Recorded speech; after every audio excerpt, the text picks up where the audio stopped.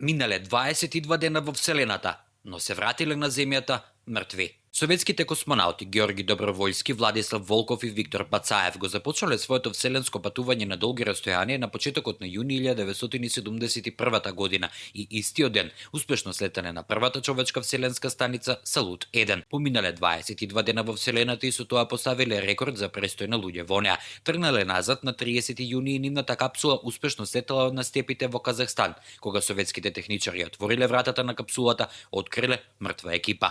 Телото на Добровоljски не се ни оладило, а сите тројца имале модринки на лицето и крвави траги околу носот и ушите. Откако Добровоljски, Волков и Пацаев поминале 22 дена во Вселената и со тоа поставиле рекорд за престој на луѓе надвор од земјината атмосфера, екипажот тргнал на пат кон дома и на прв поглед се изгледало во најдобар ред. Меѓутоа, откако биле пронајдени мртви, астронаутите широм светот беа загрижани. Една теорија беше дека луѓето едноставно не можат да живеат во Вселената толку долго и дека количината на радиација е смртоносна. Всушност, сето тоа се случило поради еден вентил кој случајно останал отворен, што предизвикало декомпресија на патничката кабина.